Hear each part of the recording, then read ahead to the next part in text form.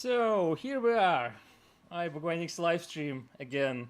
We took a bit of a break for early May holidays and stuff, and I think there will be another week. Yeah, next week. Next week we are not streaming, but anyway, today we have a great guest, Jorge Lar, Prelo print, a printer from Portugal who is living in Denmark.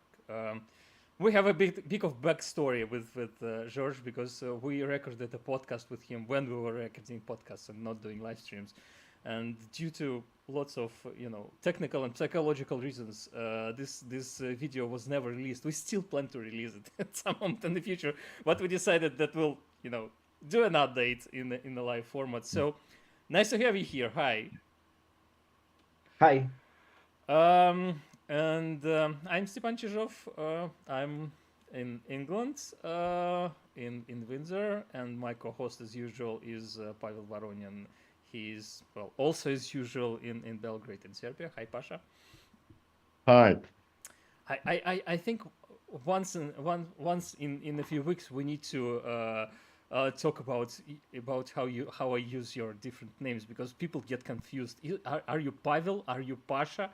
And I should say that in Russian language, it's a little bit confusing for some of the Western speakers, because many of shorter versions of names doesn't sound shorter for foreigners. It's like Pavel and Pasha sounds like something, and it has same number of letters, and same with sometimes my name as well. they also don't look shorter. A Yeah. colleague of mine from back from my years in academia had a homepage. He's Alexei, and his short name is Alyosha, and it has more letters in it, Yeah. considerably more. So on his page, yes, it's a shorter version of my name. So anyway, that's said.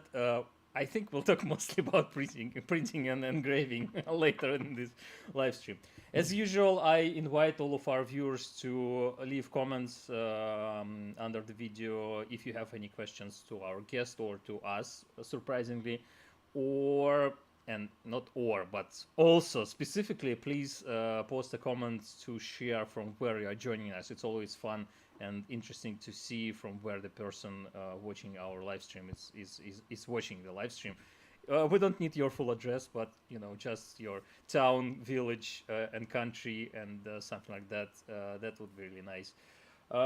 Also, please check links in the description of the video. There are links to George's website and the Instagram account. Please subscribe to his Instagram account. It's quite amazing. And also there are some useful links to our social accounts as well, and also our Patreon account. You don't have to pay us money through Patreon. You just can subscribe to get notifications when we have a live stream or something interesting happening. But if you are ready to spend at least $1, £1, €1 per month to support our project, that also would be nice. We really need this money, so it would be really nice to have more patrons. So I guess we're ready to go. David Hennington already joined us on YouTube. Hi from Ottawa, Canada. David, our regular viewer. Nice to have you there, David. George, as is traditional on our live stream, we just usually ask our guests to introduce themselves and to tell us how they got to doing what they're doing, because not always it's pretty straightforward how they got there. Well, yes. So my name is George. I'm from Portugal, as you said, and I live in Denmark since 2013, so 11 years now. And I love to live here. It's a terrible language to learn, but I'm getting there. Nice. Currently I'm the marketing manager, communications, marketing responsible person at open air museum, archaeological open air museum called the Medieval Center in English, Middelalder Center in Danish, which is 20 minutes from where we live. We moved to Denmark. Me and my wife, we moved to Denmark 11 years ago to be volunteers in this place, and we've been volunteers for many years, very active volunteers. And then we actually start working there, both me and Anna, in 2021. She works as an interpreter, so she's in medieval clothing, showing people different crafts in the medieval town, and I work in the backstage.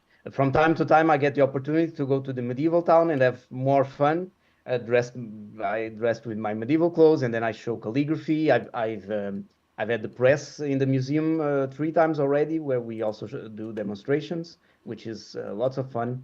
But mainly I do the computer work, website, the social media, all that important part to get visitors. So this is my daily job, but at night I change clothes and I'm a printmaker. Yeah. So in 2020 or in 2019, the opportunity to build an interpretation of a late 15th century printing press appeared, and I grabbed that opportunity.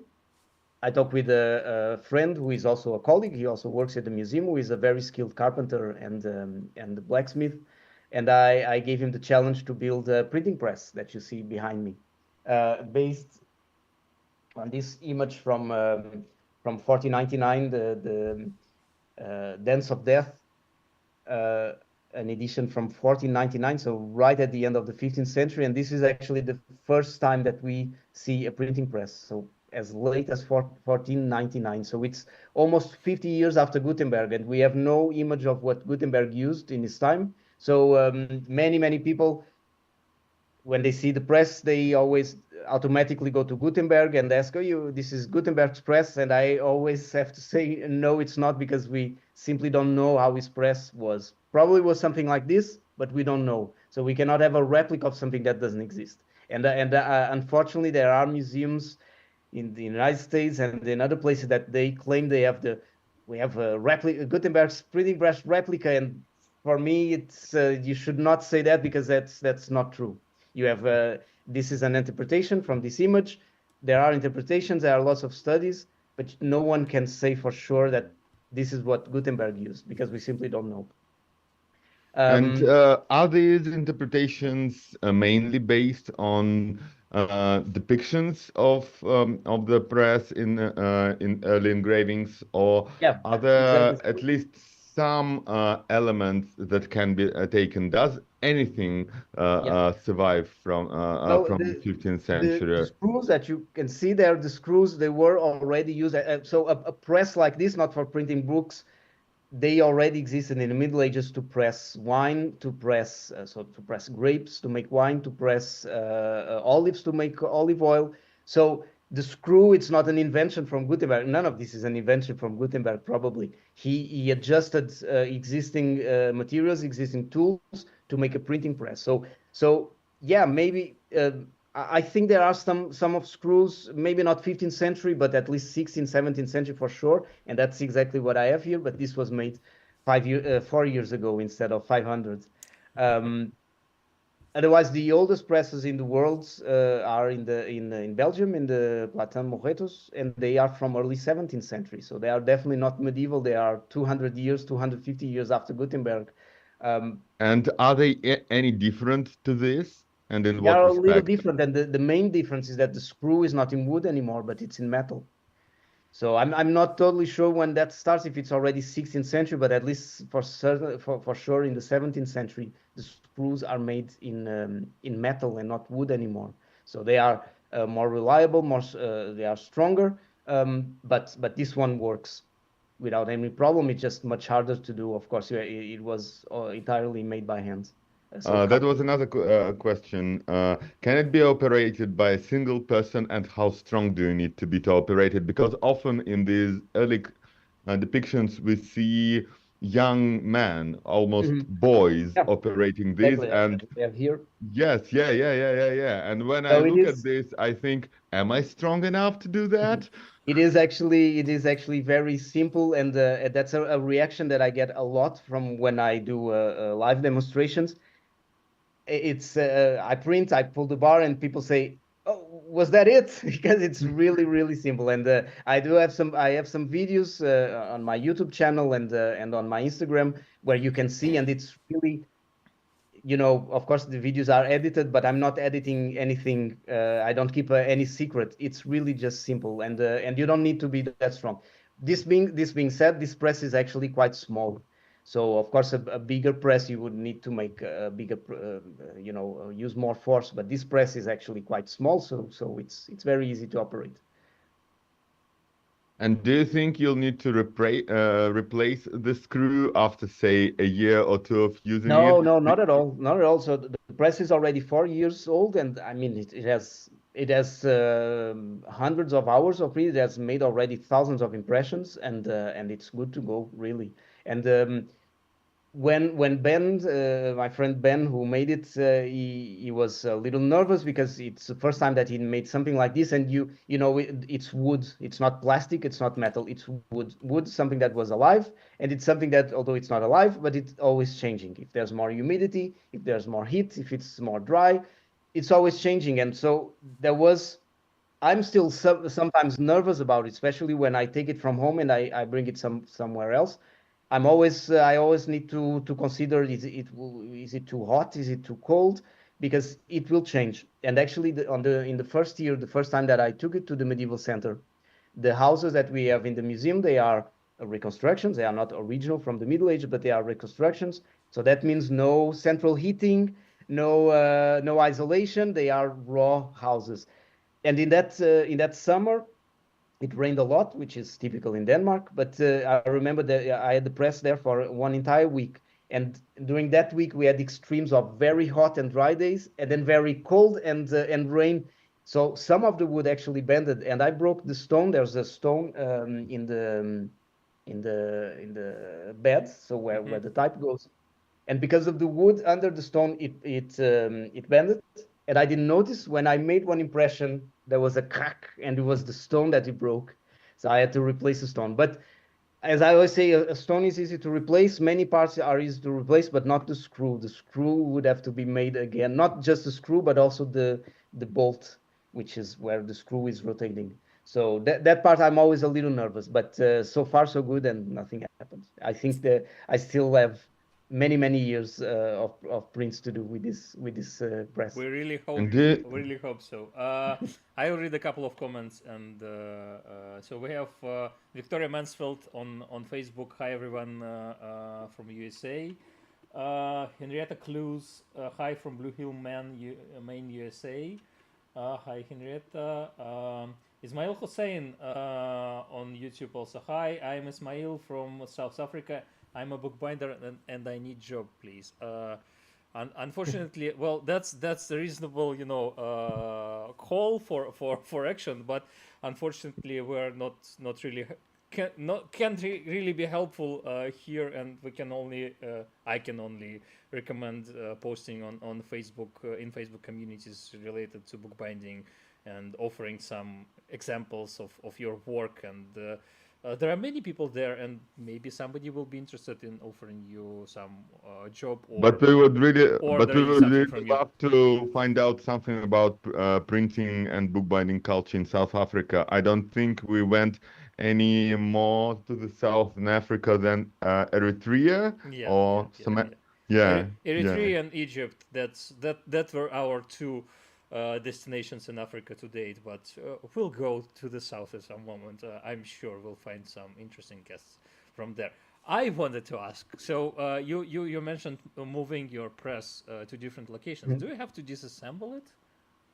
Yeah, so I don't know if you can see clearly from there, but there's these wedges. Yeah. So it actually, I think, I'm not sure, but I think I have that video on my YouTube channel where we are mounting the press. So all these different parts. Yeah. It's like almost like an IKEA furniture. It's very easy to open. It's heavy. The cheeks, which are these two legs, they are a little over 30 kilos. Okay. So it's not extremely heavy, but it's a little bit heavy. And as soon as we take these wedges from there and there, then we can open the press, take the bed out, and then dismount it completely. So the last time I moved it was in March to an event in Copenhagen, and I had the cheeks on a van, but otherwise the rest of the press was in my car. and I have to travel with it again in November, and I'm considering bringing it all in my car, which is not a huge car. It's a Peugeot 2008, but I Okay. actually think that I can fit it inside, so it's quite funny. Okay. Uh, do you think that is historically correct? Because I always wondered, all those early printers, they traveled a lot. Did Yeah, they build it from scratch in every place? Speaking of Denmark, the first printer of Denmark is the same guy who was the first printer in Sweden. Sweden, and he Yeah, was originally from Germany. of Did he Germany, right? bring it I, su from home? I suppose so. I don't remember reading anything about it. I'm not sure if there are any reference. Maybe I assume that it could have been possible. What something that people often ask me, people that know about historical printing, that my printing press don't have these supports to the ceiling. And when you look at many, if not all, of the images of early printing presses, so this one from 1499 and then early 16th century, you always see these supports that are supporting the press from the floor, from the ground to the ceiling of the building. And I don't have that on my press. And many people ask me, can you print without it? And yes, of course I can print without it. I am not printing, as these guys did 500 years ago, 12 hours a day, 14 hours a day. I'm printing maybe, sometimes I do spend the entire day, but it's rare. And the press, yeah, it does move a little bit, but it doesn't move that much. It's not like I end up the day with the press in the other end of the living room. So I suppose that if this was a proper workshop and the press was also much bigger, then I would, and I was working with it, 5 days a week, the entire year, then maybe I would have to support it to the ceiling. Otherwise, I really don't need. So when you ask about was it movable, was it possible to move the presses? I suppose it would be. I suppose, and then when they mount it in a place, then they would just have the beams connecting to the ceiling. But as you said, and you're totally right, many of the first printers in other countries, they were German. In Portugal, they were, well, in Portugal, it's a little bit hard. The first book printed in Portugal, which was 8 kilometers from my hometown, is in Hebrew. Um, so he was a Jew, but I think he was native from Portugal, as far as I remember. But in any case, the more Western tradition books, they were German.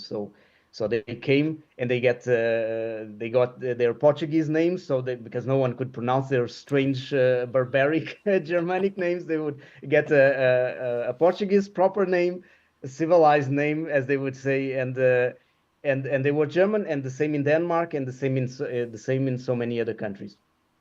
So they definitely brought the type with them. And in Portugal, we know that the type that one of the first printers called Valentim Fernandes, he brought it with him, and that comes from Germany, and it comes. I think he already used this type when he was in Spain before traveling to Portugal. So if they brought the type, maybe they also brought the presses with them, because it's not something that you could go to any carpenter and say, "Oh, I need this and that," because it's fairly simple, but still you need to know what you're doing. So I suppose they would have also their presses. Yeah. Interesting. You mentioned the first printed book in Portugal. Last time we talked, I asked you if you saw it because it is on display in British Library. Yeah, no, I never. Did you manage to go and see No, it? no, I never. Is it in display? Okay, I didn't remember that. No, I didn't. I think it was stolen by Francis Drake in the 17th century. Yeah. Of course it was. Yeah, Yeah, because that's which that's is that's sad. what It's British really did sad. all the It's sad. time. Yeah. But it's funny because, well, I'm not an expert in the history of the printed book, but I do know that it gets forgotten many times because it's Jew, because it's not it's not a Western book. It's from the Pentateuch. So many times we talk in Portugal, they talk a lot about this Valentim Fernandes from Moravia, and they forgot that actually it was this Jew that printed the book many years before. And also it's on the in the south of Portugal. It's not in the capital. It's not in Lisbon. Valentin worked in Lisbon for the king, for two kings of Portugal. So of course he is important. The other guy was in the south, the forgotten south, printing something in Hebrew.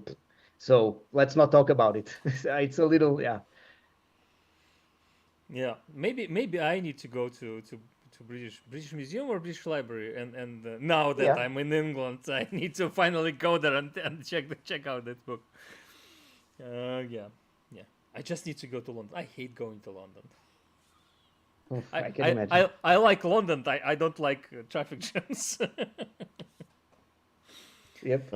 Could you talk a bit about how long it took to make this press?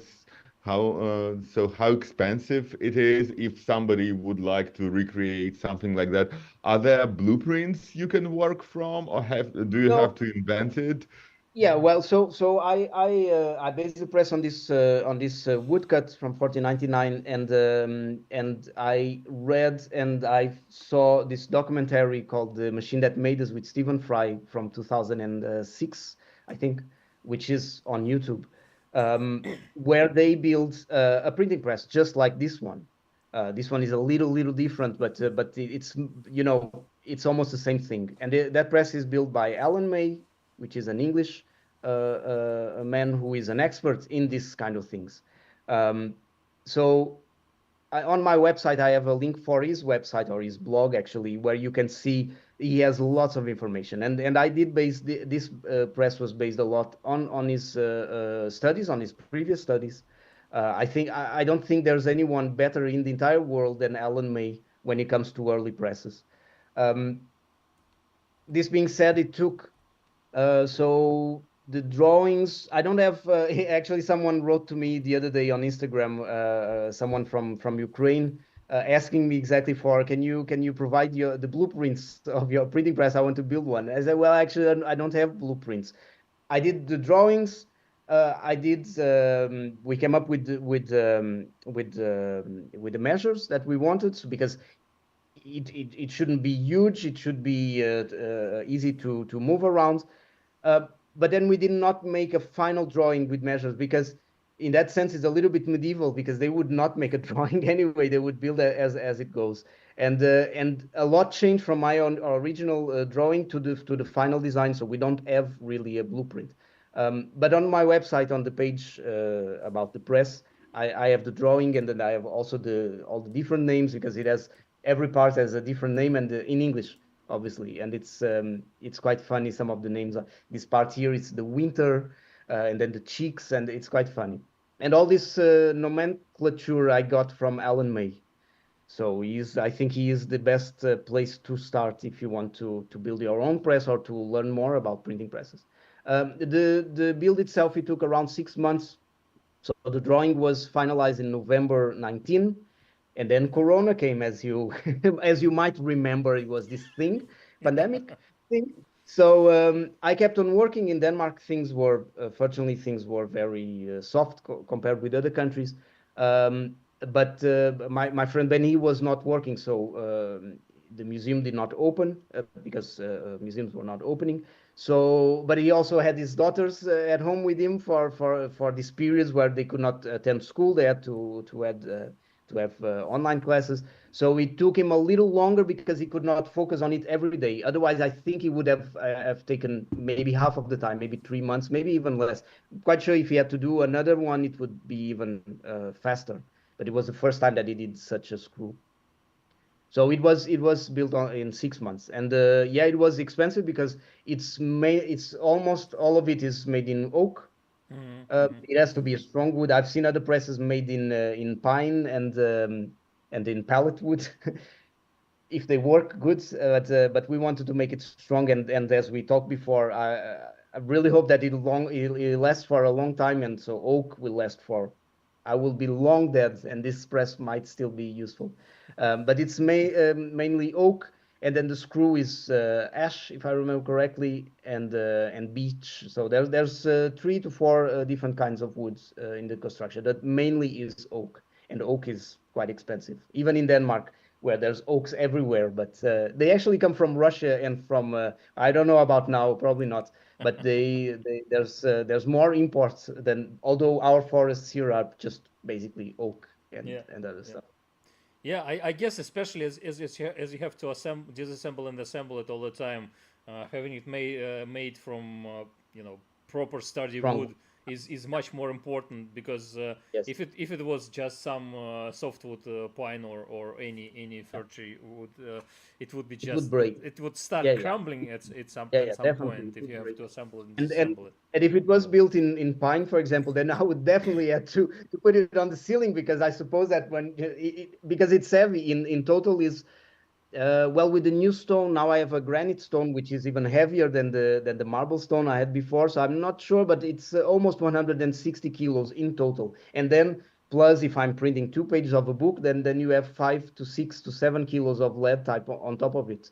So it's quite heavy. So it doesn't move around when I print with it. If it was in lighter woods, then it most definitely would just move around every time that you would pull the press, pull the bar. Talking about Ukraine and printing, a couple of years ago, Pavel and I did a thorough talk about history of book in Ukraine.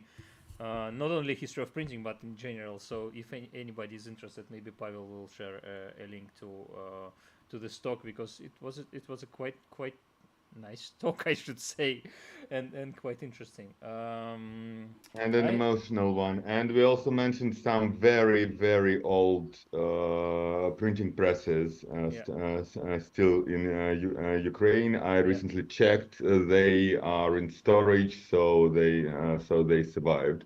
Yeah, yeah, yeah. Dave Turnbull, another our regular viewer. Hi, Dave. Greetings from Scotland. And then he commented about stuff that British took over, permanently borrowed, not stolen. He wrote. Yes, exactly. That's it. And then he writes, Pine would be okay for a proof of concept, but not for the final product. Yeah, I guess so. I had a question, and I'm completely blanking on it right now. Oh, you mentioned that you are using you have to use several kilos of lead type when you're printing a book or something like that. Do you prefer lead type or wooden type? What's your do you have any emotional connection to different types?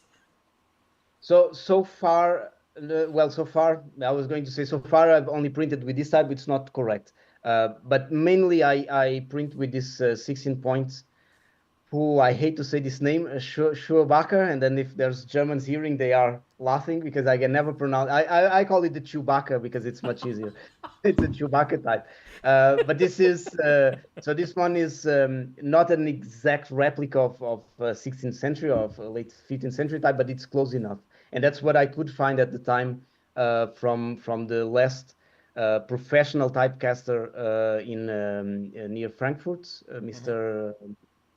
Heinberg, I can't remember his name right now, but he retired a couple of years ago, and he was the last professional. I think he's still actually working because I think he's one of those people that, he can be 100 years old, but the passion it doesn't allow him to retire completely.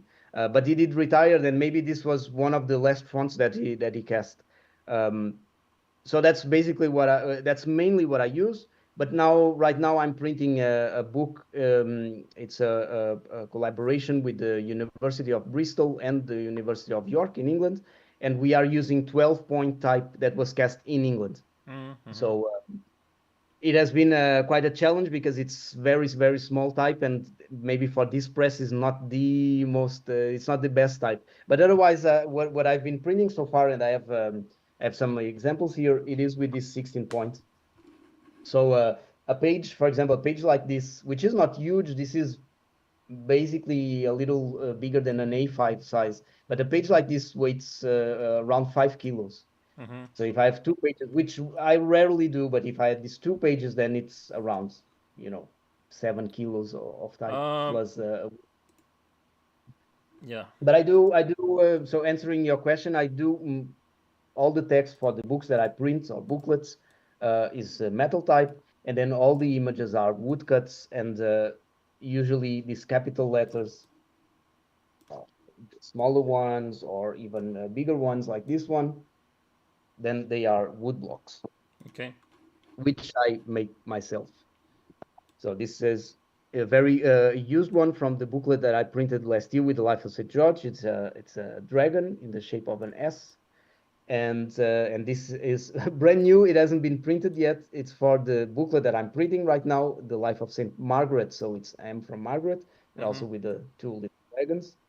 So you can see the difference in color from very well used and the brand new. So I do print with the woodcuts and the metal type, basically, and I do print with both things at the same time, as it was done already by the end of the 15th century.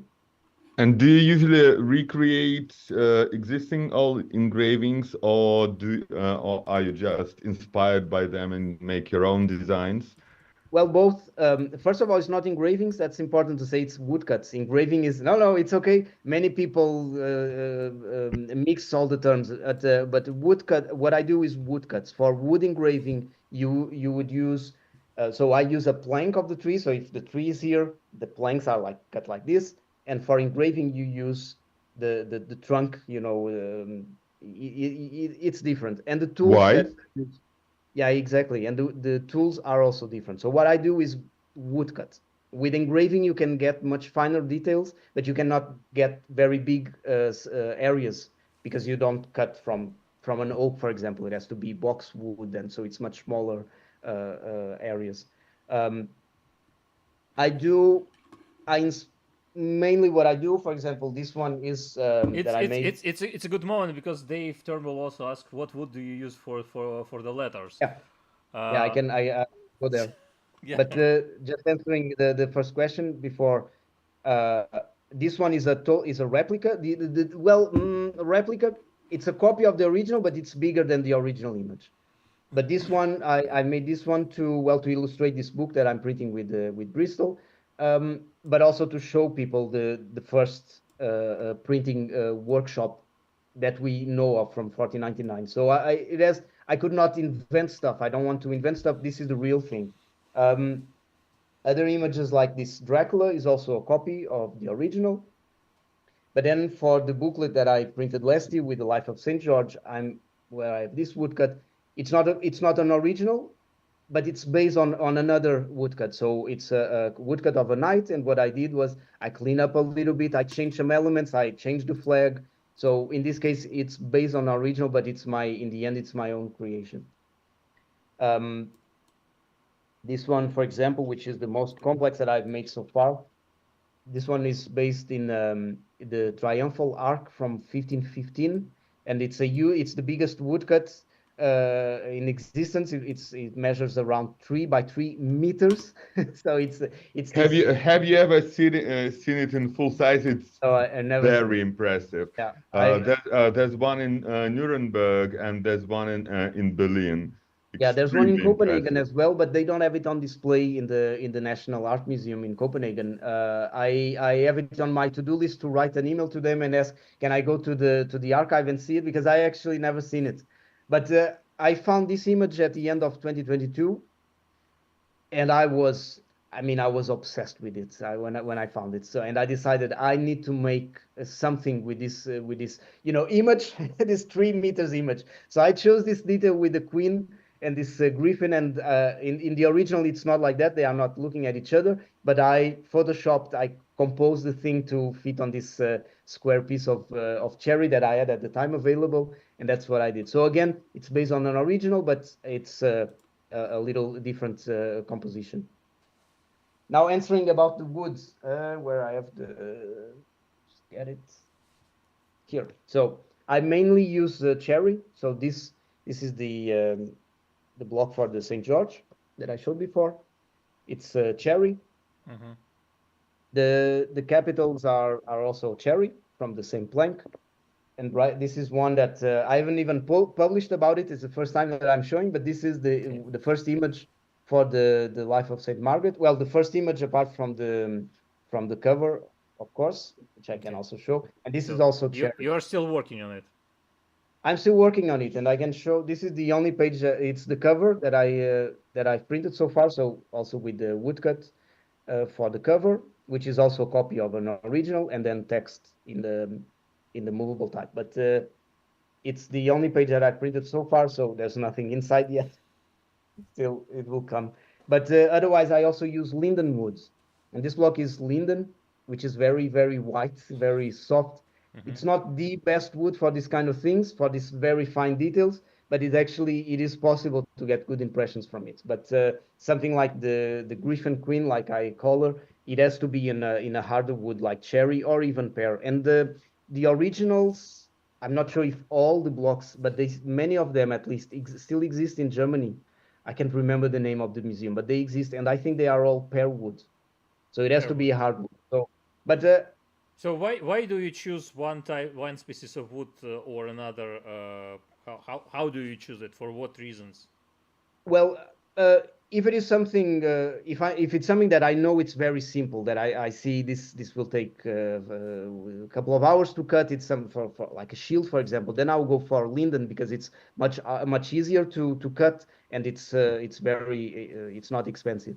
Uh, this block I want to show, this eagle lady. This is also linden.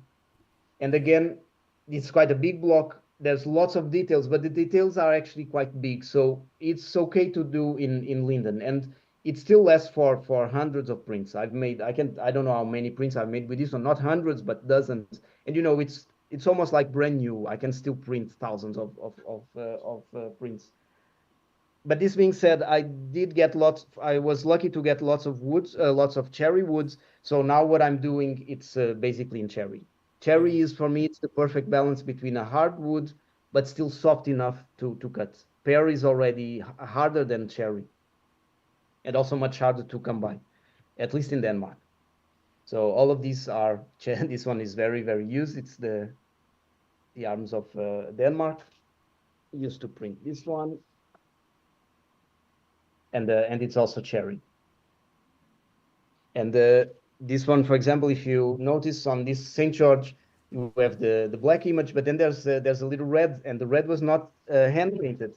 The red was actually printed with a block. And this block is linden because it's something so simple. There's no need to waste a perfectly good piece of cherry that I can use to make a more complex design. It's just this cross, so it's linden.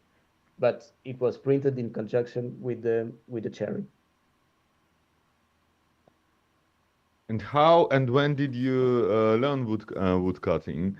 Yeah, that's a good question. People might think I've been doing this for 20 years, but I actually started this. So the first book that I printed with the printing press was the Aesop Fables, a German version. And this all I made the initials, but all these woodcuts, and there's woodcuts on yeah, almost every page. And this was actually my wife who made.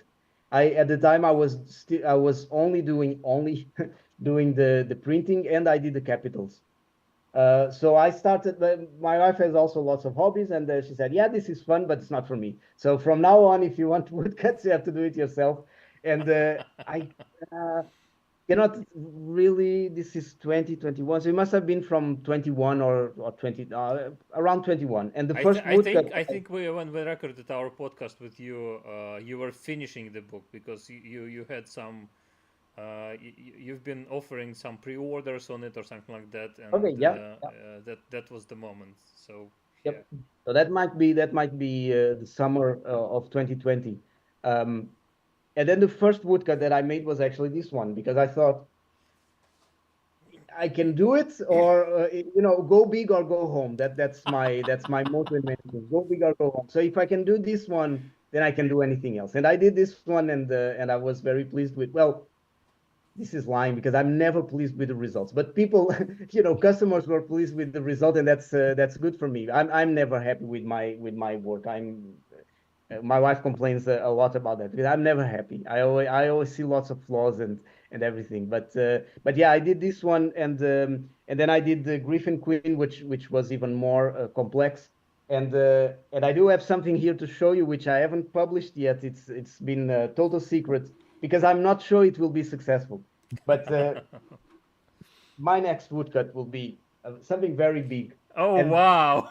looking at this, oh, what you can even you probably can't even see what it is, but it's basically a family tree, and there's 52 figures. I hope you can see it sharp enough. Yeah. Well, it's crazy. I'm still drawing it. I haven't finished the drawing yet, And every time that I finish another figure, I think I will never do this, but maybe I will, maybe I won't. I don't know. We'll see. How long do you think it will take you? It will take lots of time. I don't know. But I do have the Life of Saint Margaret to finish this summer, and then I also need to finish my part in the project with Bristol, and I have a lot. Will it be exhibited in Bristol, or what fate awaits Yeah, this? yeah.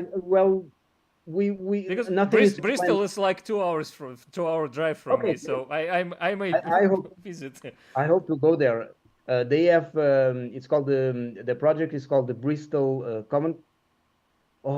Bristol Common Press. I think that's Maybe you the can name. connect us and we'll do Yeah, something sure, about it. sure. That should be fun.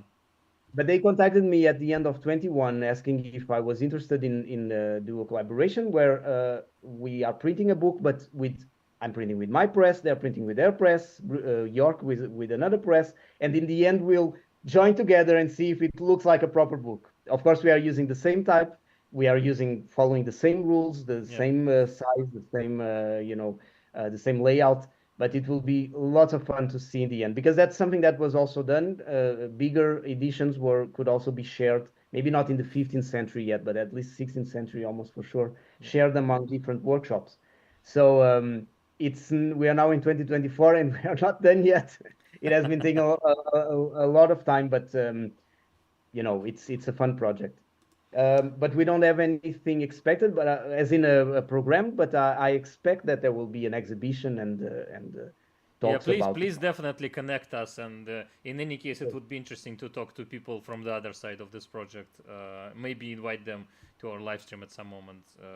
And in the end, because I suppose many of the viewers are bookbinders, and so far I haven't talked anything about bookbinding because I'm not a bookbinder. Yeah, never mind.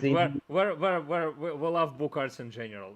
That doesn't yes, matter. but with this book, there will be lots of books for binding, because what we are doing is the printing, but we are not really binding the book. So we are. How many copies are you making? Well, we are. I'm printing 50 copies. Of course, not all of them are good enough. I don't know about the other presses, so I don't. For now, it's impossible to say how many copies will be available. But we are working on around 50 copies. So even if it's not perfect, they're still, it's printed paper. It can still be bound as a book. Yeah. So Victoria Mansfield wrote on Facebook, "Go big" in all caps. Yeah. Also, exactly. Well, yeah. We have So this is a crazy project anyway, and that's it. Go big or go home, basically. Yeah. But this family tree is insane. We definitely want to have you back on our live stream when you're done with it and when you printed some stuff. Yesterday I finally counted, because it's, for me at least, it's very hard to count them in the original drawing, because I always I lost one, but because I did the first sketch, and then now I'm drawing with a pen. So now it was easy to count them, and it's 52 figures, and then I thought 52. That's the year has 52 weeks. So I could do maybe cut one per week, but I'm not even thinking about, because I don't have the discipline to do that, and probably some weeks I don't have the time. So, but it will take time. If I ever finish it, it will take more than a year for sure. It's crazy. It's really crazy. So there are a couple of comments I'd like to read. Henrietta Clues wrote, and that's something related to what we planned. We planned, George offered to do a short workshop tour a bit later, but I'm not sure if this will be included in the workshop. So can you demonstrate using your press, please? I'm not sure if it's even viable to show it, but if it's possible, great. Well, this you didn't mention in the beginning, but this live was decided yesterday, less than 12 hours ago, or a little over 12 hours ago. So I don't have anything ready to print right now, but of course I will show the press, and I will show the motion. Okay. That's totally fine. I'm just not printing anything because I don't have I don't have ink Yeah, ready or and anything. by the way, thanks a lot for rescheduling on such a short notice, because we had to. Another guest from today is moving from some other day, and we planned to do a live stream with George next weekend, next Saturday, and family issues on my side, made me to postpone, not to cancel the date. Anyway, also. Betty Harwell, hi from Nashville. Dave Turnbull wrote, the detail in that family tree is unbelievable, I guess, not unbelievable, unbelievable. Han Fleet, another our regular viewer. Hi, Han there. Hi there, Han. Greetings from Lancaster, UK. Victoria Mansfield, thank you so much for sharing. Great interview. And it's not done yet. We have more to discuss and more to show today. So there are some new viewers over there, both on Facebook and YouTube. So as usual, I'd like to repeat that we're always happy to see your comments, questions. Please, if you have any questions, please post them and we will pass them to our guest. But also, if you are ready There are no dumb questions. from where you are joining us, it's always interesting to know from which location people are watching the video. It's always fun to know the geography of our live streams, of our viewership. Also, please check the links in the description. Please subscribe to our YouTube channel and Facebook account, because, well, it helps a lot to make these videos even more fun, because always when there are more comments, it's always more interesting to have a discussion, and in the end it becomes more educational, because Pavel and I can imagine only so many questions, and questions from audience are often quite interesting and well thought. So please ask your questions. There are no dumb questions, really. Sometimes, I mean, this project is as a very big educational part. So when I go to events with the printing press, is to show people how books were printed 500 years ago. Books that we have in our, of course, we don't have 500-year-old books, but the books that we have right now, they are as they are. And it started with this machine 500 years ago. And especially with kids, they go, whoa, because they don't know anything like this. They know a laser print that they have at home or at school, which it's something that comes from a screen, and you don't see anything inside that machine. It's just a piece of paper that magically comes with letters printed. Here you have to touch the letters. So just to say that, comments and questions are very, very welcome, because that's how we share. And I'm not an expert in any of this. I learn as I'm doing, and sometimes people ask me things and I cannot answer this right now. Now I have to go and dig for an answer, and then I'll come back with an answer. So Pasha? I was wondering, I couldn't, but I've always noticed on your Instagram that you are either inspired by or copying, upscaling German woodcuts. It's always German woodcuts. Why German? But that's a really valid question. I just like the style. That's it. If we talk about something completely different, if we look at armor, pieces of armor from the 15th century, the German style is my favorite. If we compare the Italian, the French, the German is my favorite, and it's exactly the same with woodcuts. There are some difference between the Italian artist, especially in this period, to a German, to an English, to a French, and the German is my favorite. So that's it's really basically that it's a question of taste, in my taste in this case, and I do prefer the German. So I always go to the German originals. I do make commissions from time to time, and if someone commissioned to do something in a French style, which I honestly don't like, but it would be a fun challenge, because the French have this thing with dots, which is very typical only for France, and probably it's not even the entire country of France. Maybe it's a region or some regions. I honestly don't like the result, but it's still a woodcut. So, but I'm not going to base on that, because then I would not have any pleasure doing it. And it's lots of work, but it's supposed to be fun as well. So I need to have some fun. And this with the family, 3, it's also German from 1475, I think. South German. So you're doing some copies and some adaptations that we saw with this part of the large woodcut.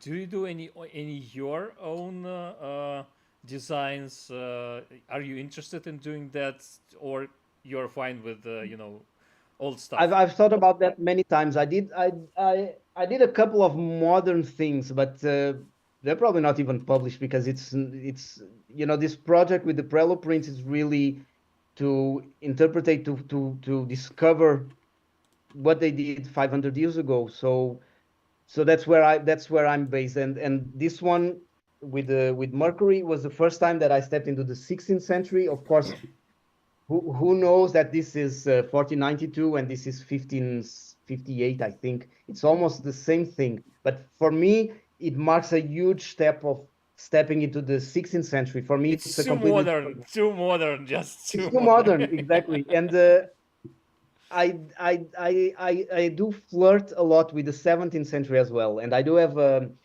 facsimile of a 17th century English book.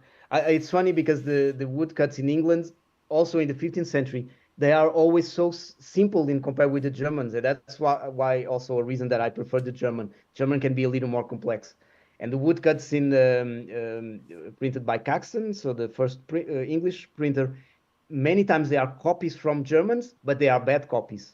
They are much simpler copies. They're like, oh, let's do this. That's fine. You just go with it. And I don't like that. I prefer the original, the original designs, which you can clearly see many times that they are copy paste from previous works made in this case in Germany.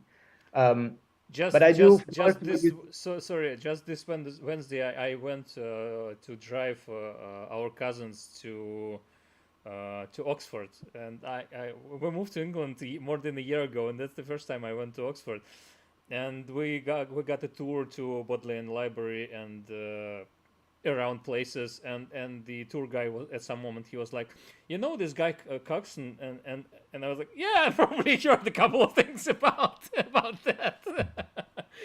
I think Caston is the Steve Jobs of his time because he was a merchant. And he learned this. He found out about this I think in Germany, and it was in what is today Belgium at the time, in Burgundy. And he thought, "Wow, this is a business." So he went back to England. Probably I don't know if we know. I don't know if he brought a printing press with him from continental Europe. But he set up his workshop and he didn't stop printing.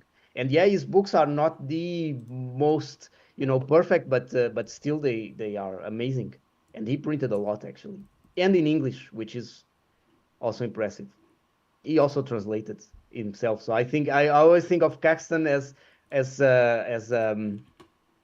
Steve Jobs, as an entrepreneur like we have today with the guys that build apps. He built his own kind of app. And you mentioned that I do the German woodcuts, but funny enough, the texts that I print are from Caxton, are the translations from Caxton.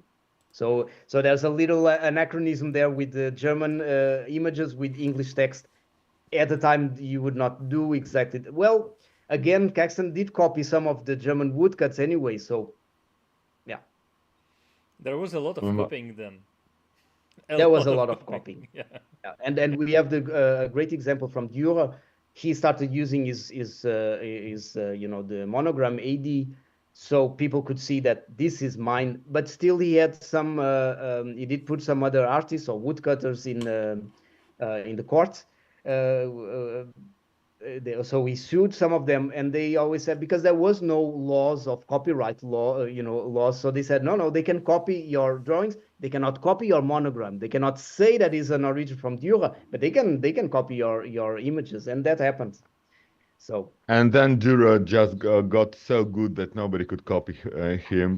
Exactly. They still can't. Some of his prints are amazing. They are. I don't know if I like his wood carvings, but I really like his engravings on metal. That is something that I've never done, and I will never be able to do, because I know how to draw, but I'm not exceptional at drawing. Woodcuts, when we do the woodcut, I'm cutting the wood out.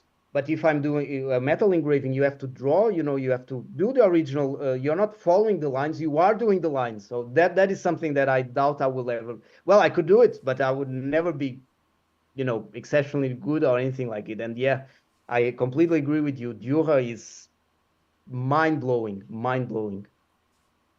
And you also mentioned that you prefer German style to French and Italian, and I sort of scratched my head. What do I know about Italian wood engraving? And there is this one enormous, like 50 centimeters high printed icon from 15th century in folly. It only survives as one example. It survived one of the historical fires in the cathedral, and now it's framed. It's a proper icon. It's this big, but Okay. I really don't like the style. But I Is that really a Madonna? Is that a Madonna? Madonna of the Fire. It's called Yeah, Our the fire. Lady Yes. of Fire, I didn't Lady know of that it was that big. Folly. I've Yeah. never seen it live, only in books, but I didn't know that it was that big. I wish I had, but who goes to Folly?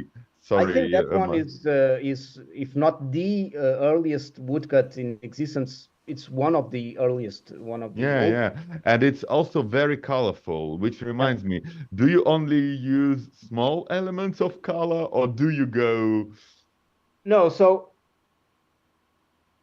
again, it's a question of taste. I have a facsimile of the World Chronic. It's also called the Nuremberg Chronic because it was printed in Nuremberg from 1493. And there are many originals in all over the world in libraries. And you have either the original black and white copy, or you have, I think most of them are actually the colorized. And the colorized is nice. It has another it's colorful, and then people in the Middle Ages they loved color, but I do prefer the black and whites. I much rather have a black woodcut.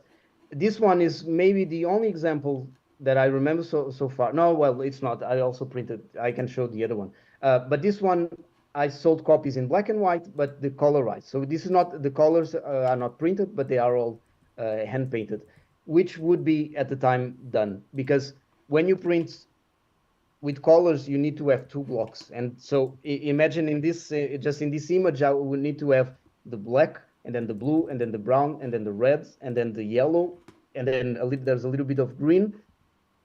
But you cannot print them at the same time in a machine like this, in a press like this. So you have to print one color, and then it has to dry, and then you come with another block, and the paper has to sit exactly in the same place. So it's not very easy. And there's a fun story with the Gutenberg Bible. Gutenberg, he printed obviously in black, but also in reds, but only in the beginning. So they printed the titles of the chapters in the Bible in red, and then at one point, if you are looking at the Bible, the famous 42-line Bible, at one point you can see that the red rubrications and all the titles are handmade, handwritten. So I'm not just me, but historians agree that they must have realized that this was already a super complex project. Printing in two colors was taking twice the time, double of the time. So They were at just one point, fed up with all the changing. yeah, at some point he said, stop the press. From now on, we print only the black, and then we'll have the rubricators, which was men, scribes specialized to do these kind of things. So and having quite a few creditors who were suing you at that time, probably. exactly. It Help was the taking decision, already yeah. a long time, but I mean, credit to him. He was if he was not the first man, he was one of the first. So I mean, of course, it took time, and I mean, I think he also did a little go big or go home, because he printed the Bible, which is, you cannot get a much bigger book than the Bible. Although he did print other smaller things, people often forget about that, but he did print lots of other smaller things, and not the Bible. Like stationery and stuff, as far as Stationery and these letters. I can't remember the name right now, but these letters where you add your name and then you pay to the church and then you are forgiven of your sins. I can't remember the name right now, but he did printed lots of those, which Martin Luther, Like some is it decades after, was indulgence or something like completely that? against. In indulgences, yes, Yeah. that's right. And Martin Luther was completely against it. Yeah, understandably. Yep. Yes. So, talking about Caxton and Gutenberg's depths and all of that stuff, is it business wise feasible to do what you do? You know, you mentioned that you have orders to do some woodcuts, you print stuff. You had some projects like with this book you mentioned, with your first book, when you sold some copies. I understand before you finished the book. So Yeah. is it still reasonable? You have a day job and then you Yeah, do it. exactly. Is it a hobby, And or does it bring money back? yeah, Did you return your investments on this press? If yes, you I are actually I did. if I you're did. uncomfortable So answering some of these questions, no, don't. it's But okay. It is a hobby. It's not a business. Is it feasible? I suppose it would be, but it will take lots of work. As in, if I have, and believe me, I did think about it many times, but if I have to think that I need to pay for my house and for the education of my child and, everyday life, and everything is nowadays super expensive with the supermarkets, I think I would have to work, probably 24 hours a day to compensate, and that's not possible. Even this thing with the drawing on this block, I can do it maybe half an hour and I have to stop because it's not easy in the hand. When I'm doing a woodcut, I cannot do, I think, maximum 1 hour, and then my eyes get, I start seeing cross. You cannot do it. Full respect to the people who did this 500 years ago. There was no, they would have to work 12 hours a day, and that's it in candlelight in the yeah, winter. yeah, yeah, Um, would it be feasible? Maybe. I cannot complain. I do sell things. The first book, so the first edition of the Fables, they did sold out in 2 weeks, even before they were printed. So I opened a subscription, well, not a subscription, but yeah, people bought it before it was done, which I thought it was so fun because no one knew me. Now people already, I'm start to be, oh yeah, that's the guy with the printing press. But at the time, I had probably like 20 followers on Instagram. But last year I did the St. George, and I also did the reservation months before, and I think can remember exactly the number, but I print like 60. And for the Saint Margaret this year, I did the same, and I have like 50 already, and I'm printing 50 copies. That's it. I'm not making huge editions of 500 copies because it takes time to do, and also because I don't want to end up with piles of paper that I can't do anything with it. yeah. So I do, and also I don't want it to be ultra exclusive, but I like it to be a little exclusive. So if you buy one of my prints, you know that you are maybe one person in 50 or maximum 100 in how many billions are we in the planet right now that have a copy of this thing. But would it be feasible as a full-time job? It would be hard, but I want to believe that, yeah, it would be. I think there's a market for it. And in the beginning, I was convinced that it will only be historical reenactors. But with the first book, I actually sold more to, which is a world that I didn't know, that I never thought that existed, but it's book collectors, fine press book collectors. So people that collect and buy books printed in traditional printing methods. And I was very surprised by it. I was really, really surprised. Nice. Uh, And yeah. who are those? Who are those people? Where? No, geographically speaking, where is the market? Mainly, well, United States a lot, and then of course Europe. In 2021 I made this woodcut. It's Saint Corona. Very funny. It was for a reenactment project, but I did sold for other people that were not reenactors, but mainly for reenactors, and it shipped to 21 countries. And that we're talking from Australia to the United States to, I think, one to Alaska, which is, well, I know it's United States, but it's a region that you don't hear that much. Um, New Zealand, all over the planet. Not so much Africa, not so much South America. I did sold a couple of prints to Colombia, I think it was Colombia, but mainly Europe and the United States. Yeah, so Western, Western culture, Western civilization. So we sort of discussed if you work full time, that you probably will be able to provide or at least meet the ends. But is there at the same time, that's the one side how much you can produce, how much you can print, how much you can make woodcuts and stuff. But on the other side, will there be enough demand to buy everything from you that you produce? Yeah, that's the question. What's your understanding there? Yeah, well, if I had to go with the customers that I have right now, it will be very hard. I will get homeless in 2 months, I suppose. But then again, I'm not using 8 hours a day to work on this. So if I would have to really focus only on this, then I would have to, also contact museums, libraries. Museums have museum shops like we have on the museum where I work, which could definitely be interested in selling these kind of things. So yeah, I honestly believe that it would be possible, but it would not be easy because it is a niche. It is quite a niche. But the niche right now, I have over 4,000 followers on Instagram. The Instagram is the social media channel where I have more interaction, and that's 4,000 people, or 4,400, I think. And I always think that's amazing. Of course, I don't have 4,000 comments or even 4,000 likes because, the algorithm and the reach and this and that. But I think it's amazing that 4,000 people thought it was interesting enough to click on the follow button.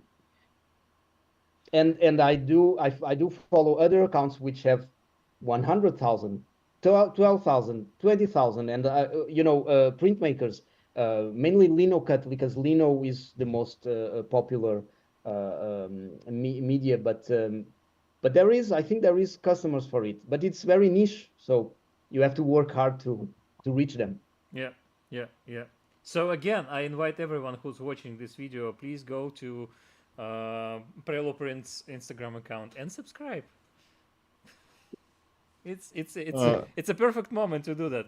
I'm not trying to to make a dig against you or something.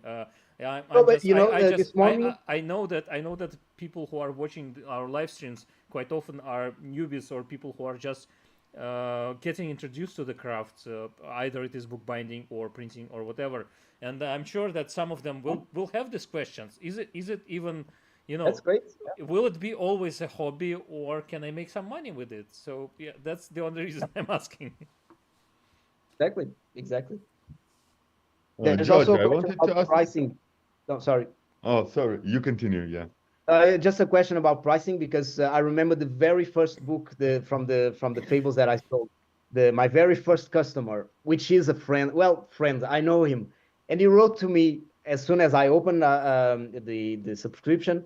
He was the first one, and then he wrote to me immediately, and he said, "Are you sure you made the right price? It's very cheap." And I was like, "Well, buy 2 copies." So I do not sell the things very expensive. And I have a reason for it. First of all, it's because this is a hobby. And second is because I want it to make available for people to buy. I don't want to end up with a pile of paper that no one can afford, and I cannot do anything with it.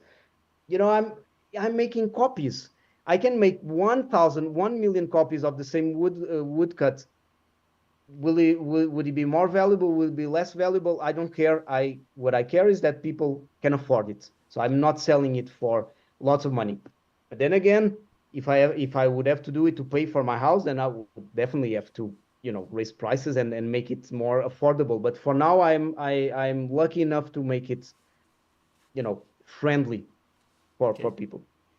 Yeah, pricing is something that's really hard to figure out quite often, and for any crafts, and yeah, it's a tricky question. It is because of course I haven't made many commissions, but I did a couple, and if it's something very simple, it's easy to calculate on the hours. But if you commission something complex, if I have to charge by the hour, then it's simply not possible. So it's really tricky. But I suppose that's exactly the same with the bookbinding and with all Yeah, handcraft. especially with book repairs and the book Yeah. restoration. Yeah. I did sometime with book repairs and book restoration, and sometimes a customer comes to you and they're like, well, I have this book. I don't know, cover is falling away. There need to be some repairs to pages done or something, and you tell them, I don't know, it will cost. $300, and they're like, oh, I can buy a new copy of this book for Yeah. $20. And then it's like, does it have any sentimental value for you? Well, yeah, then be ready to pay that much money, because that's how much time I'll spend on repairing this book. And it's cheap because I was paid in rubles at that moment, not in US dollars. So my work hours were dirt cheap compared to what you have in the US or in the UK. Yeah, that's also another question, of course. Yeah, for someone, and that's why I think I don't sell that much for example, South America. It's because even a cheap price, it's very expensive for them over there. And even in my from Portugal, I have, if I remember right, I have one good customer in Portugal, and I think that he's the only one, because even for a Portuguese, and we are talking about the same continent, but it's very expensive for them. In Denmark, it's extremely cheap. So for a Dane, what I do, are you sure? Is that correct? Because it's very cheap, but here in Denmark, everything is quite expensive, and you go to Copenhagen, and it's sometimes I go. I don't live in Copenhagen. I live in the south, and I go there, and are you joking? Is this the right price? But on the other way around, because everything is, I call it the Copenhagen tax. Everything is more expensive there. So yeah, one of the events that I was in March with the printing press, I was expecting to make like 400. My aim was like 400 kroner to pay for the parking, which is very expensive, and I made 10 times that, because many people came and oh, that's cheap.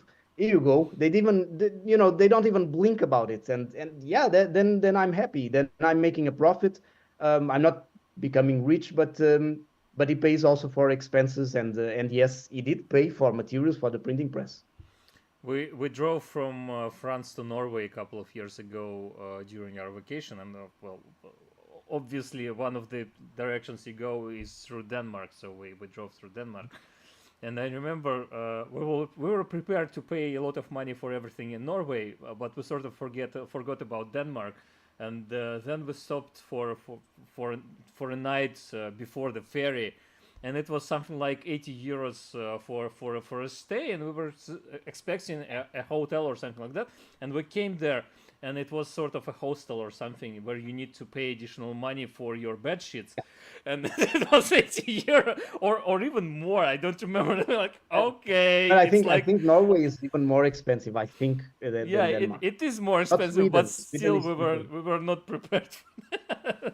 No, I totally understand that. It's crazy, and that's I don't go. We are actually I live 15 minutes from the ferry to Germany, and then the ferry takes 45 minutes. That's where they are building this tunnel now to connect Denmark and Germany, which is the bigger will be the biggest in the world. So we don't go to Germany that often because the ferry is expensive. But when we go to Germany and we go to a supermarket, it's like, oh wow, what is that promotion or anything? No, it's crazy, much cheaper. With all the digital nomads back in Portugal, probably you'll get some customers from there too. I know there are like tens of thousands of Russians going that way every year. I wanted to ask you, can you print using this press only on paper or on textiles too? Because I'm looking at your T-shirt and I'm pretty sure I saw something like this on your Instagram account. No, well, this is modern digital print. I never printed. I think I only printed with paper. I don't think. No, I did print, but as a joke on a piece of fabric. Yeah, I did print once in a piece of vellum or parchment, very rough parchment. I don't even know where it is, but just a small block, and it does work. But mainly I do print on paper. But I always it's funny because After a print run, you have to clean. You should never leave the ink on the blocks overnight, and the type is easier to clean because it's metal, but especially on the blocks. So I print dry, so I don't put new ink. Obviously, I'm printing on just modern newspaper. And the best impressions ever are on toilet paper, because this ink is oil based. So sometimes on a piece of toilet paper, I get the most sharp, and the print run didn't go that well, but on toilet paper, no problem. So I've considered making an edition of toilet paper woodcut. But no, I'm sure I it will sell nicely, it would be funny. It would be funny. Especially if you will make it political or whatever. It will Yeah, that definitely could be sell great. perfectly. But yeah, I've never printed on fabric. Just the cloth that I used to clean ink. I've did impressions, and yeah, it comes amazing. But I never use the press to print on fabric. But on parchment, you can print. Didn't Yeah, I Gutenberg did a little bit. print Yeah, some of his yeah, first runs on? yeah. Books, and in this period, so 15th century, were still being printed. So written, obviously, but then also printed on parchment and on paper. But the paper really took over, because if someone in the audience, they don't know, I will just explain very quickly that the parchment is a skin of an animal. It could be a cow, it could be a goat, it could be a sheep, but it's basically a skin of an animal. So to make a Bible, you need hundreds of animals. You don't print one Bible, you print an edition of, I don't know, 500, 400. Then you need thousands of animals. So this amazing machine also helped to push the production of paper in Europe, because suddenly there was a huge demand for paper for printing books. So much demand that there were crises in Europe at different points where there were no, because paper was produced with from rags, and at some moments of history there were not enough rags in some parts of Europe to produce paper. So yeah, that's also an interesting part of history of books it and is. printing. So we have a couple of comments. Kirkpoor, printing a book is only cheap when compared to hand scribing a book. Well, probably. Yeah, but that's totally right. That's totally right. And when I have a very good friend and colleague, colleague, she doesn't work with me, but colleague in crime, because when I go, usually when I go to events with the printing press, she comes along with me, Marianne Bayer. Her Instagram is called Lost Letters, and she does calligraphy, and she specializes in capital letters, but hand painted capital letters. So instead of printing, you would hand paint. And I always compare that. I always say, if the time that I used to print 100 pages of this book, she or a scribe could sit and write one copy, and in the end, your hand is hurting. And my hands, I can assure you that my hands doesn't work from printing.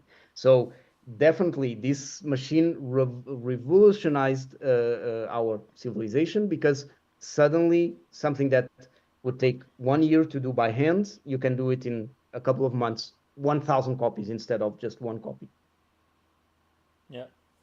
Also, Dave Turnbull commented, I guess that's related to the moment where we discussed business and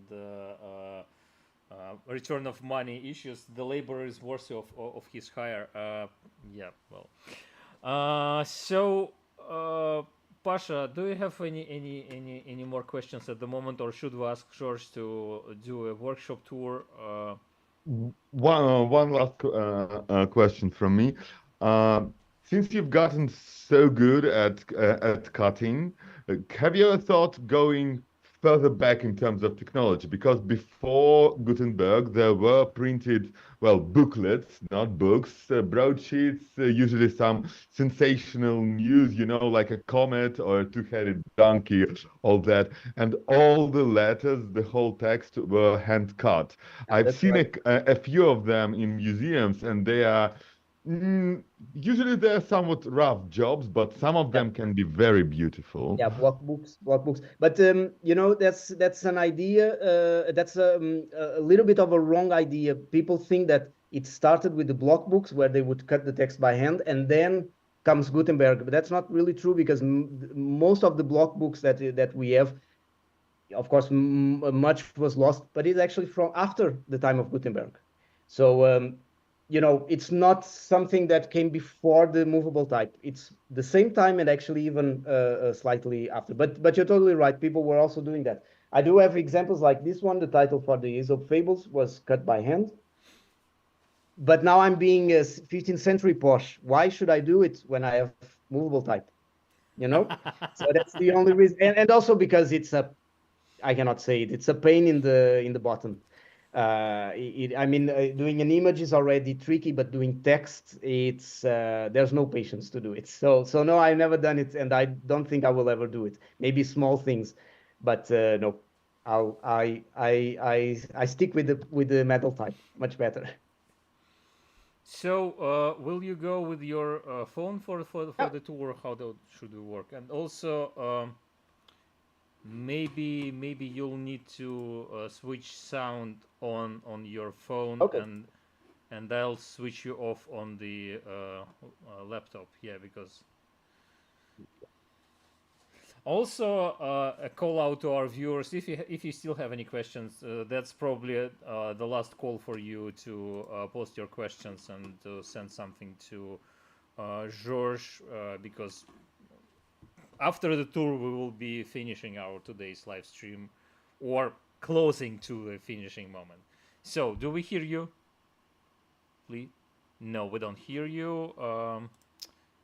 Let me see. Okay. Yeah. Okay. So, and you're seeing Yeah. the image, right? Yeah. Okay, Everything so works basically my workshop is my living room. So right now we are in the middle of my living room, and I have the printing press right here, and it's quite funny. The cover for this image, for the cover for this video, Yeah. you made Photoshop where you extended this wall. And I was like, there's something strange there because there's a door to go upstairs. But otherwise, I do have the printing press is here, and no, it's not connected to the electricity. Some people ask, why do you have electricity on the back? Well, that's part of the house, not the printing press. But the printing press is here. There I have my table where I do, you know, everything, computer work, but also the woodcuts. And then here I have this great vintage original. Actually, I don't know what you call it, but you know, with all the drawers with type. This is the very small 12 point type that I'm using for this book. It's called the book is called Four Sheets to the Winds, which I can also show here. I have some of the copies here. Well, that's so you can see it's really tiny type. Is it handmade paper? It is handmade paper, yes, it is. And here is the, so I have text on this side and then the woodcut on this side. So I have my type case. Now it has an acrylic on top because I don't have that much space. So I have to be smart about it. So when I'm not using this type, when I'm using this one, then I have this acrylic and I can put things on top and I'm not damaging anything inside. Okay. So here I have different things. I have other fonts that I rarely or never used, things that I, from time to time, I'm lucky to find online, or I don't have that many. And this is basically modern things, modern fonts. Well, modern from, you know, 20th century. Yeah, and then on this corner, I have my very small ink stone with the ink, and then rollers here. I do have the more historical correct tools, which are these two ink balls or dabbers, which I use mainly for demonstration. So if I'm demonstrating the pure 15th century style, I would use these ones. But at home, to be honest, I use mainly the rollers because they are much easier to control and much easier to use. But that's you know, that's basically it. Here I have some my drawing lines where I put the prints, and sometimes there's lots of paper. And yeah, this is handmade paper. It's gelatin sized. For those of you who don't know, the paper has to have a gelatin bath, so you can print without any problems, and also if you want to paint or to write on it. Otherwise, it's just toilet paper, basically. Yeah, exactly. So when I do have all these lines, and it happened last year that I have all these lines and another one above those windows full of paper with more than 100 prints, then it really smells. You can really feel the smell of the of the gelatin of the pig, and it's not very nice. But yeah, so basically here it's the press. Right now there's this still the block of Saint Margaret, the one that I showed before with the text. Yeah. And I will open here so you can see the stone inside. So this is a granite stone. And here I'm using some modern, 20th century, maybe 19th century things. But I do have a collection of woods, wedges, and other things that I use when it needs to be more, historical correct. They wouldn't have this metal stuff yet at the time, so they were using only in wood. And here I have a little gallery of some of my prints, some originals. This is actually an original page from 16th century. This is also an original page from 1634. And this nice IKEA thing works to keep all the books. Oh, and also as a support table for the galleys for type and different things. Dave Turnbull wrote, "You should put a Bluetooth connection on the press." Yes, exactly. To connect your phone. Exactly. Nice. So I think we can switch cameras again. Yeah, there's not much, then I have different tools and stuff. I have a sword because why not? Yeah, that's it. You told us that you can probably turn the handle of the press and show like the steps of the process. Oh yes, yeah, but that's easier from the exactly. maybe from the camera. So I will keep the sound on your phone, because if you go away from your laptop, we will probably lose at least some sound. So I will unmute on this one. I'll keep the other one connected just in case. Yeah, okay. But yeah, so I move this a little bit. Yeah, I think it works. Nice. Okay, so basically, if I had to print, can you hear me? Yeah, we can hear you. We can hear you. Okay, great. Ana, pode ajudar aqui, Silvia, Ana? And now we have echo. Yeah, okay. You do? Sorry. Can you mute me on the other one? Yeah. Just give me a moment. Yeah, done. Okay. So basically, I would, get the ink from the stone over there that you just saw, or if I'm using the ink balls, I have the ink balls here. Put type put ink in the type or the boot block. Close this one, and this is actually missing one part. So if someone is watching who is familiar with the printing presses, you'll see that it's missing another part, which I never done, but it works well without it. And then we move this bed under the platen.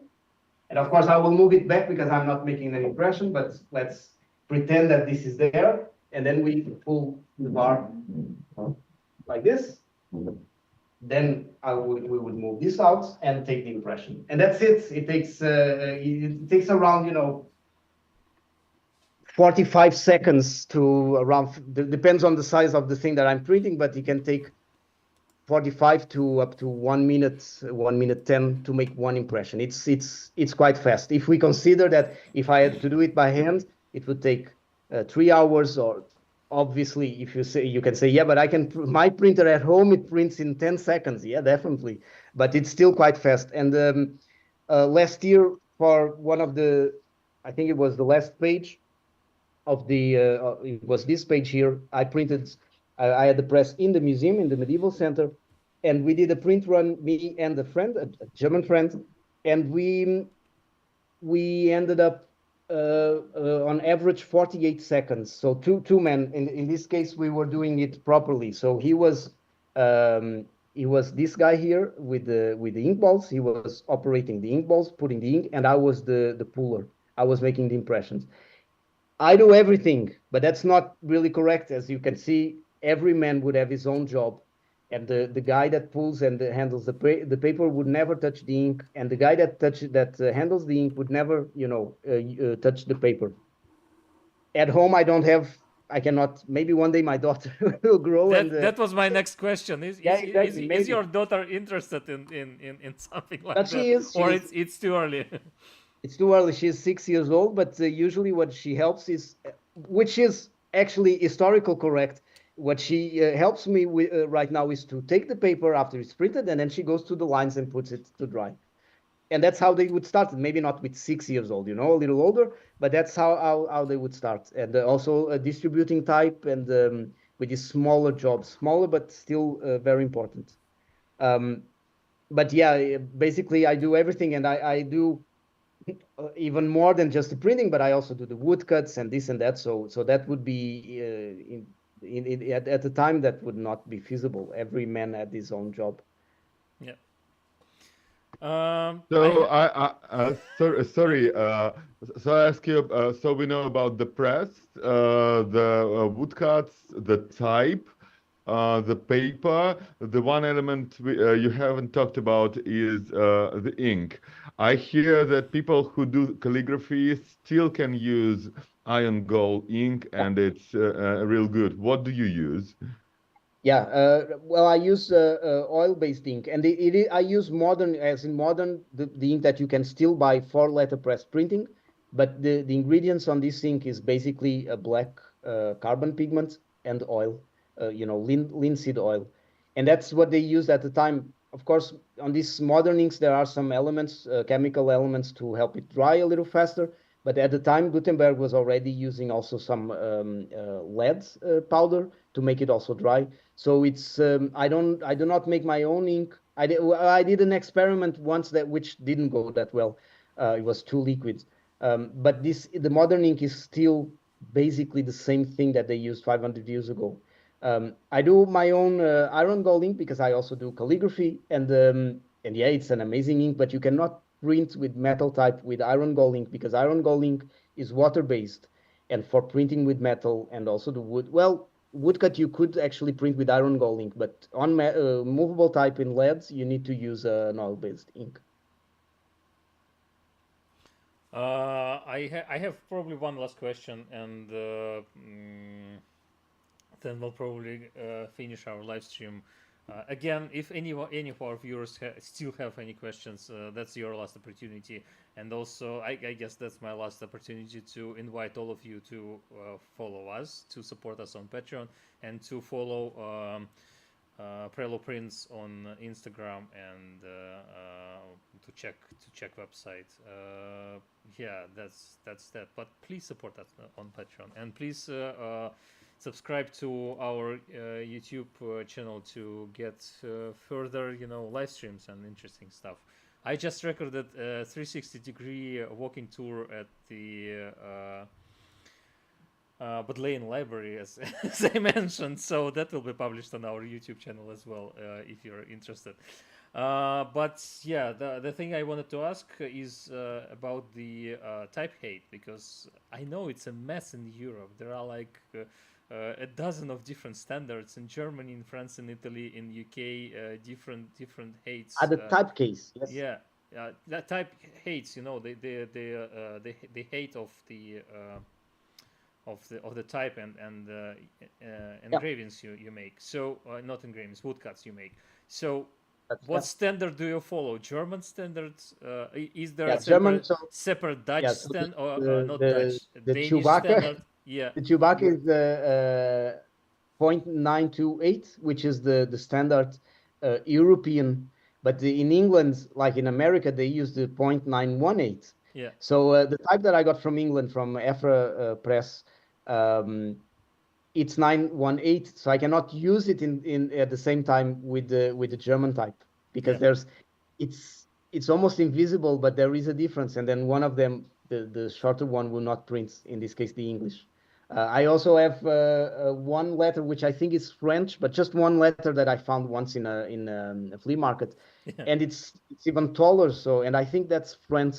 Um, but yeah, basically mainly I use the 928, and then the wood blocks. Yeah, I do have them cut to that height, but they are never. It's very hard to get it exactly the same height. So I use a piece of paper or cardboard, even if needed, to compensate. Yeah. Mm-hmm. Mm-hmm. Okay. Thank you. That's always interesting to know. But, can I just say one thing about the paper, because we didn't talk about it, but I mainly print on handmade paper, and for the last couple of years I've been using this paper is made in France. It's called Rouscombe paper mill, and I please go and check Frederic's work and paper, because it's amazing paper. If Um, you send me a link, I will add it later to the description of this I video, definitely so will. that I think it would be interesting also for you to interview him, because he makes amazing paper. I really like his handmade paper. yeah, sure. Um, If you can connect us, that would be, I guess, yeah, the best thing to do. So there are a couple of more questions. I hope you have a couple of more minutes to answer them. yeah, yeah. Problem. Or one more question. Hanfleet asks, "What do you use for cleaning the type?" And is That's it a very good question. and is it different? I will add. Is it different for metal and wood? No, I use the same, and what I use is baby oil. And now, if there are printers in the audience, who, especially older professional printers, I've seen this discussion a lot on Facebook, for example. And the older people, they would go, "No, you have to use white spirit and turpentine." And yes, I agree, and I do use turpentine from time to time. But if I'm making a print run and I can clean the type right away, just a little bit of baby oil is enough. And then from time to time, I definitely make a clean with turpentine to make sure that everything is out. But baby oil is the best. And I switched to baby oil when my daughter was born, because it doesn't smell, it doesn't, and it cleans. So that's what I use. Yep. Interesting. Dave Turnbull wrote, more patrons, more excellent live chats. Thank you very much, Dave, for your kind words. But that's absolutely true. Good idea. I'd love a chat with some paper makers. We had a Yeah. podcast recorded with a paper maker from Germany. It was recorded, but again, as it was with our talk with George, it was never aired. Unfortunately, Okay. it's one of the next scheduled to be aired, because I started to gradually publish them. So we have this, and if George connects us to this person from France, we will probably try to arrange a live stream with them. But yeah, And in England, definitely. there are also a couple. If I remember, I'm thinking about my Instagram. I follow at least two now that I remember. Two Rivers Paper and the Paper Yeah. Foundation. The Yeah. Paper Foundation, they took over the paper molds and the material and tools from Griffin Mill, which was the handmade paper, the medieval handmade paper that I was using before. But he retired, and this paper foundation took over. But I never connected with them. We talked on Instagram several times. But for me in Denmark, it's much more expensive to get now things from Yeah. England. Yeah. Of That's course. the only reason. Yeah. That's it. It's because of the taxes that I would have to pay on top. And then of course, when what I sell, I need to cover at least the materials, even if I don't cover my hours, but I cover the materials. Otherwise, it's always a loss. Yeah, yeah, of So course. I tried to reach out to Two Rivers Paper, and yeah, it sort of never went anywhere. Maybe in the future I'll try again, but it's just sometimes it's too taxing to try to to yeah, spend a lot of time to invite a person, and then they whatever. yeah. So I understand. thanks everyone. Thank you, George, for agreeing to talk to us again, and Yeah. for this amazing talk, and for workshop tour. I will definitely post it as a separate video on YouTube and on Instagram and TikTok because it's quite amazing. And yeah, next week we don't have a live stream scheduled because of family plans on my side. But we will have probably 3 live streams in June. And there should be something interesting there. Truly, the third one will be with Tom McEwen. Tom already had been on our YouTube channel 2 times, 3 times. Bookbinder from Scotland. He just got a new workshop, and he promised us a thorough workshop tour. And we will definitely talk about other stuff as well, because Tom is amazing bookbinder and artist. So that should be that. And we'll talk about a bookbinding competition on the 1st of June, and then hopefully on the 8th of June we will have a talk about collecting miniature books, but we'll see how it all goes. We also have so my fellow colleague and student from American Academy of Bookbinder, Brenda Gallagher. We had her on our live stream, on our podcast as well, talked about her design bindings. She just had her first stint as a teacher at the American Academy of Bookbinder, which is absolutely amazing, going from a student to a diploma holder of the academy, how you call it. I forgot the word, but anyway, and she graduated from there with the diploma, and now she's a teacher. So I decided to invite her and to talk about this experience, this journey. So that's probably will happen in July. So we have a lot of plans. Subscribe, stay tuned, subscribe to George's Instagram account, and we'll hopefully see George maybe next year on our live stream again to talk about this 52 people engraved finally, or whatever. So maybe in 10 years. Yeah, we'll see. Maybe something else. We'll find the topic to discuss. We'll stay for 30 seconds more or something like that while the stream drops on both platforms, on YouTube and Facebook. See you next time. Thanks, everybody.